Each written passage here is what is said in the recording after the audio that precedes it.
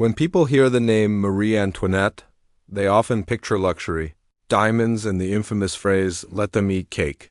But the truth of her final days is far darker and far more human than history usually tells. It was not the guillotine that broke her first. It was everything that came before it. After the storm of the French Revolution turned against the monarchy, Marie Antoinette was no longer a queen. She was stripped of her titles, her dignity, and even her identity. Locked inside a cold, damp prison cell, she was watched constantly, never alone, not even for a moment. Her children were taken from her. Imagine that not as a queen, but as a mother, her young son, frightened and confused, was forced to testify against her. Accusations were fabricated, so shocking, so cruel that even hardened revolutionaries were uneasy hearing them. Yet she stood there, weakened but unbroken, refusing to collapse under lies designed to destroy her completely. Her trial was not justice, it was a performance. The verdict was decided before she ever spoke. By the time she faced the guillotine, Marie Antoinette had already endured humiliation, isolation, and emotional torture beyond what most could bear. The blade that fell that day did not end a powerful queen. It ended a broken woman who had lost everything, and perhaps that is the most horrifying truth of all. History remembers the execution, but forgets the suffering that came before it. When Marie Antoinette first arrived in France as a young archduchess from Austria, she was not simply a person entering a new country, she was stepping into a role carefully constructed by centuries of monarchy. Her identity, from the very beginning, was not her own. It was shaped by expectation, ceremony, and power. She became the Dauphine and later the Queen of France, defined not by who she was privately, but by what she represented publicly. Every gesture, every word, every appearance was governed by strict court etiquette, reinforcing the idea that she was more symbol than human. Her individuality dissolved into the grandeur of Versailles, where identity was inseparable from status. For years, this identity gave her power, influence, and visibility. She was seen as the embodiment of royal authority, even when she held little direct political control. Her clothing, her lifestyle, and even her perceived extravagance became part of a larger narrative that the public consumed. Whether fair or not, she became a symbol of excess at a time when France was facing deep economic crisis. Her identity as queen transformed into something more dangerous. She became a target, a figure onto whom frustration, anger, and resentment could be projected. The same visibility that once elevated her now made her vulnerable. When the French Revolution began to dismantle the monarchy, it did not happen in a single moment. It was gradual, relentless, and deeply personal for Marie Antoinette. At first, the changes seemed political, the shifting of power, the growing unrest, the criticism of the royal family. But soon, those changes began to strip away the very foundation of her identity. The court rituals that once defined her role faded. The grandeur of Versailles, which had been the stage of her life, was abandoned. She was forced to leave behind not just a palace, but the entire system that had sustained her identity as queen. As the revolution intensified, the transformation became more severe. Marie Antoinette was no longer addressed with the respect and titles that had once surrounded her. The language used for her changed, reflecting a deeper shift in how she was perceived. She became the Austrian woman, a label that reduced her to her origins and framed her as an outsider, even an enemy. This was not just a political attack, it was an erasure of the identity she had lived for years. The queen was being replaced by a figure defined by suspicion and hostility. Her movement was restricted, her environment controlled. Eventually, she was imprisoned, and with that came one of the most profound losses of identity she could experience. In prison, she was no longer surrounded by symbols of power or even basic dignity. She was watched constantly, denied privacy, and treated not as a former monarch but as a prisoner under suspicion. The transformation was stark. The woman who had once lived in one of the most luxurious palaces in the world was now confined to a small, cold cell. Even her name was taken from her in a symbolic sense. During her trial, she was referred to as widow caput, a term that stripped her of royalty and reduced her to the status of a common citizen. and even that in a diminished form. This was more than a legal designation, it was a deliberate act of identity removal. By denying her the title of queen, the revolutionaries were not just rejecting the monarchy. They were dismantling her personal sense of self. This loss of identity was not only external, but internal as well. For someone who had been raised and conditioned to exist within a rigid structure of hierarchy and ceremony, the sudden absence of that structure created a kind of void. Her daily life had once been dictated by protocol, by expectations that left little room for personal choice.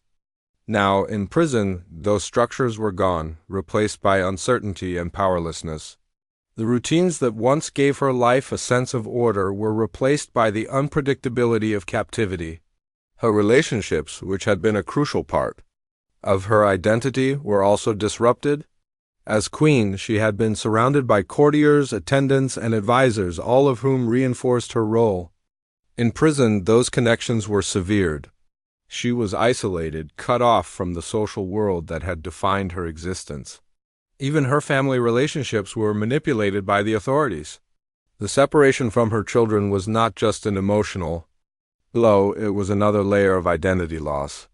As a mother, she had a role that was deeply personal, perhaps more so than her role as queen. When her children were taken from her, that aspect of her identity was attacked as well. The psychological impact of this transformation cannot be understated. Identity is not just about titles or roles. It is about how a person understands themselves and their place in the world. For Marie Antoinette, that understanding had been built on a foundation that was suddenly removed. The process of being stripped of her identity was not instantaneous. It was a gradual erosion, each step taking away another piece of who she had been. Public perception played a significant role in this process. Long before her imprisonment, Marie Antoinette had been the subject of pamphlets, rumors, and propaganda that portrayed her in a negative light. These narratives contributed to the construction of an identity that was imposed on her by others. During the Revolution, these portrayals intensified, shaping how she was viewed by the public and by those in power. The image of the extravagant, uncaring queen became a justification for her treatment, making it easier to strip her of dignity and humanity. In prison, this imposed identity followed her. She was not seen as an individual with a complex life and experiences, but as a symbol of everything the revolution sought to destroy. This reduction of identity to a single narrative made it easier for her captors to justify their actions. It also meant that any attempt she might have made to assert her individuality was overshadowed by the powerful image that had been created around her. The physical conditions of her imprisonment reinforced this loss of identity. The environment was stark, devoid of the comforts and symbols that had once surrounded her. Even her appearance changed.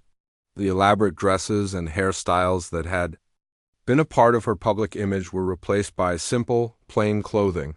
This change was not just practical, it was symbolic. It represented the stripping away of the visual markers of her identity as queen. Despite all of this, there were moments where traces of her former identity persisted. Accounts suggest that she maintained a certain composure, a dignity that could not be entirely erased by her circumstances. This resilience can be seen as a form of resistance, a way of holding on to a sense of self even as it was being systematically dismantled. However, this did not negate the profound impact of what she was experiencing. The loss of identity was not just about external changes. It was about the internal struggle to reconcile who she had been with what she had become. The transformation of Marie Antoinette's identity during this period reflects a broader theme of how power and perception can shape and reshape a person's sense of self. In her case, the shift was extreme, moving from one of the highest positions in society to one of the lowest. This contrast highlights the fragility of identity when it is closely tied to external factors such as status and public perception. As her trial approached, the loss of identity became even more pronounced. The legal proceedings did not recognize her as a queen, but as a citizen accused of crimes against the state. This formal rejection of her former status was the culmination of the process that had been unfolding since the beginning of the revolution. It marked the final stage in the transformation of her identity, from a figure of power and influence to one of vulnerability and condemnation. Through all of this, the story of Marie Antoinette illustrates how identity can be both constructed and deconstructed by forces beyond an individual's control. Her experience during the revolution was not just a political downfall, but a deeply personal one, involving the systematic removal of the roles, relationships, and symbols that had defined her life. The loss of identity she endured was as significant as any physical punishment, shaping her final days in ways that continue to resonate in historical narratives. The emotional and psychological suffering endured by Marie Antoinette during her final months was not the result of a single event, but rather a continuous, calculated process that wore her down piece by piece. Unlike physical punishment, which leaves visible marks, this kind of torment works silently, targeting her mind, her sense of safety, and her emotional stability. It was slow, relentless, and in many ways far more devastating than anything immediate or violent. By the time she was placed in the Conciergerie, one of the most feared prisons during the French Revolution, Marie Antoinette had already experienced a series of traumatic upheavals. She had witnessed the collapse of the monarchy, the execution of her husband, and the growing hostility of a nation that once revered her. Yet, what awaited her in captivity introduced a new level of psychological strain, one rooted in isolation, surveillance, and the systematic removal of all personal comfort. Her prison cell was small, damp, and starkly different from anything she had known before. But the physical discomfort, though significant, was only one aspect of her suffering. What truly intensified her experience was the constant presence of guards. She was never alone. Every movement, every gesture, every moment of stillness was observed. Even the most basic human need for privacy was denied to her. This unending surveillance created a sense of suffocation, as if her very existence was being monitored and controlled at all times. The absence of solitude can deeply affect a person's mental state. For Marie Antoinette, who had spent much of her life in structured environments where even privacy was ceremonial, but still existent in certain forms, this complete lack of personal space was disorienting. There was no moment to gather her thoughts freely, no opportunity to process her emotions without the awareness of being watched. This kind of environment fosters anxiety, paranoia, and a persistent sense of vulnerability. Isolation, paradoxically, coexisted with this constant surveillance. While she was never physically alone, she was emotionally and socially cut off from meaningful human connection. The people around her were not companions, but guards, individuals tasked with ensuring she remained under control. Conversations, if they occurred at all, were limited and devoid of warmth. This created a profound loneliness, one that goes beyond simply being alone and enters the realm of emotional abandonment. Perhaps the most devastating blow to her emotional state was the forced separation from her children. As a mother, this was not just a loss, it was a rupture of one of the deepest bonds she had. Her son, in particular, was taken from her and placed under the control of revolutionaries who sought to manipulate him. The knowledge that he was frightened, confused, and potentially being influenced against her must have been unbearable. It introduced a form of helplessness that no position of power could have prepared her for. The emotional pain of this separation was compounded by the uncertainty surrounding her children's well-being. She had no control over their environment, no ability to protect or comfort them. This kind of uncertainty can be more distressing than knowing a harsh truth because it leaves the mind to imagine endless possibilities, many of them far worse than reality. It keeps the emotional wound open, preventing any sense of closure or acceptance.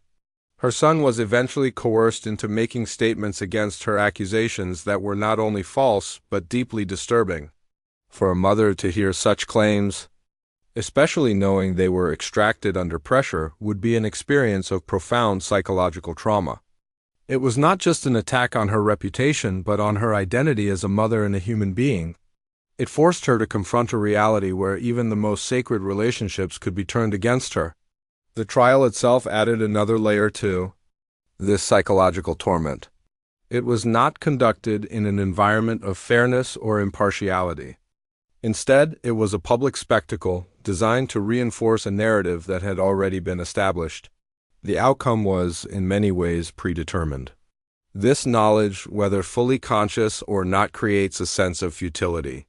When a person realizes that their words, their defense, and their truth have little impact on the final decision, it can lead to a feeling of powerlessness that is deeply unsettling. During the proceedings, she was subjected to harsh questioning and accusations intended to provoke, humiliate, and break her composure. Maintaining dignity in such circumstances requires immense emotional strength. Every response had to be measured, every reaction controlled. Despite the immense pressure, the mental effort required to sustain this level of self-control, especially when facing hostility and injustice, is exhausting. The broader atmosphere of the revolution also played a role in shaping her psychological experience. The constant threat of violence, the unpredictability of events, and the knowledge that many others had met brutal ends created an environment of fear. This was not a distant or abstract fear, it was immediate and personal. She was fully aware of what awaited her, and this awareness likely lingered in her thoughts day and night. Sleep, under such conditions, would have been difficult. The mind, when burdened with anxiety and fear, struggles to find rest. Even if physical exhaustion sets in, the presence of guards, the discomfort of the environment, and the weight of her circumstances would have made true rest elusive. Sleep deprivation, in turn, exacerbates emotional distress, creating a cycle that is hard to break. Another aspect of her psychological suffering was the erosion of hope. At various points, there may have been moments where she held on to the possibility of rescue or a change in circumstances. However, as time passed and events unfolded, those hopes would have diminished. The gradual realization that there was no escape, no intervention, and no reversal of fate can be deeply demoralizing. It shifts the emotional state from anxious anticipation to resigned despair. Despite all of this, there are indications that she exhibited remarkable resilience. Accounts suggest that she maintained a certain level of composure, even in the face of overwhelming adversity. This does not mean she was unaffected by her experiences, but rather that she found ways to cope, to preserve a sense of dignity and inner strength. Such resilience often comes from deeply rooted aspects of personality and belief, providing a form of psychological defense against external pressures. However, resilience does not negate suffering.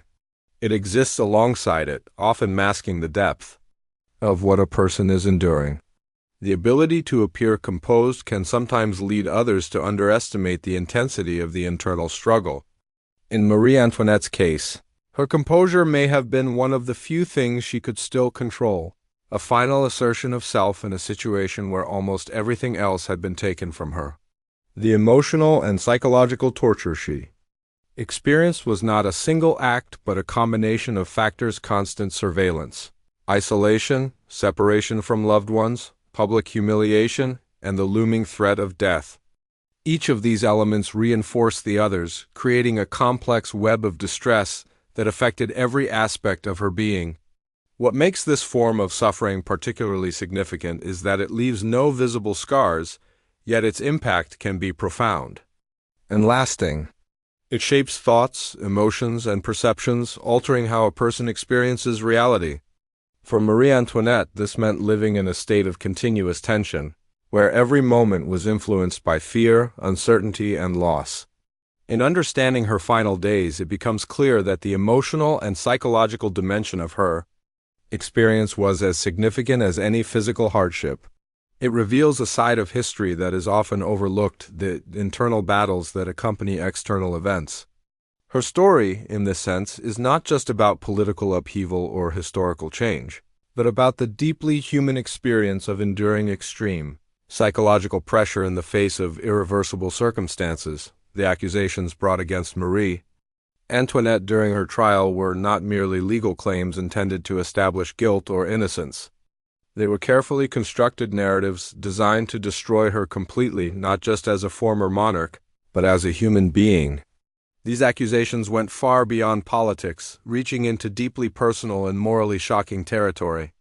Their purpose was not only to justify her execution, but to ensure that any remaining sympathy for her would be erased in the eyes of the public. By the time her trial began during the French Revolution, Marie Antoinette had already been the subject of years of propaganda. Pamphlets, rumors, and public discourse had gradually shaped her image into something negative and exaggerated. She was portrayed as extravagant, manipulative, and even treacherous. These portrayals were not always based on fact, but they were effective in influencing public opinion. Over time, they created an environment where people were ready to believe the worst about her, even without evidence. When the revolutionaries formally brought charges against her, they built upon this foundation of suspicion and hostility. Some accusations were political in nature, such as claims that she had conspired against France or aided foreign powers. Given her Austrian origins, it was easy for her opponents to frame her as disloyal, someone whose true allegiance lay outside the country. These claims, while serious, were not entirely unexpected in the context of a revolution. What made her trial particularly disturbing, however, were the accusations that went far beyond political betrayal. Among the most shocking were the deeply personal and morally offensive claims introduced during the proceedings. These accusations were designed to attack her character in the most extreme way possible, portraying her not just as a failed queen, but as a fundamentally corrupt and immoral individual. The intention was clear: to strip away any remaining dignity and to make it impossible for the public to see her as anything other than a symbol of depravity. One of the most disturbing aspects of these accusations was that they involved her own family. Her young son, who had been separated from her and placed under the control of revolutionary authorities, was manipulated into making statements against her. The nature of these claims was so extreme that even some of those present at the trial were reportedly uncomfortable. Yet they were still presented as evidence, contributing to the narrative that had been constructed against her.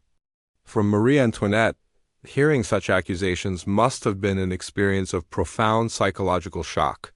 It was not just that she was being accused of crimes she did not commit, it was the nature of those accusations, the way they targeted her most personal relationships and sought to redefine her identity in the most degrading terms. This was not simply a legal strategy. It was an act of character assassination on a deeply personal level. Her response to these accusations has often been noted for its composure and restraint. Instead of reacting with anger or panic, she addressed them with a calm dignity that stood in stark contrast to the severity of the claims. In doing so, she managed to momentarily shift the atmosphere in the courtroom. For a brief moment, the narrative that had been so carefully constructed seemed to falter, as even her critics were forced to confront the humanity of the person before them. However, this moment of clarity did not alter the overall course of the trial. The accusations, no matter how extreme or unfounded, had already served their purpose. They had reinforced the image of her as someone beyond redemption, someone whose actions, real or imagined, placed her outside the boundaries of sympathy and justice. In this sense, the truth of the accusations was almost irrelevant. What mattered was their impact on perception. The use of such shocking claims also reflects the broader dynamics of the revolutionary period. This was a time of intense emotion, where fear, anger, and a desire for change often overshadowed reason and fairness. In such an environment, extreme measures could be justified in the name of a greater cause. The accusations against Marie Antoinette can be seen as part of this larger pattern, where the need to eliminate symbols of the old regime led to actions that might otherwise have been considered unacceptable. Another important aspect to consider is how these accusations were received by the public. For many people, the trial was not just a legal proceeding but a form of spectacle. The shocking nature of the claims made it more compelling, more dramatic, and more memorable. In a sense, they turned the trial into a kind of narrative, one where Marie Antoinette was cast as the villain. This narrative was easier to accept because it aligned with the existing image that had been created through years of propaganda. The role of propaganda in shaping these accusations cannot be overstated. Long before the trial, there had been a concerted effort to depict Marie Antoinette in a negative light.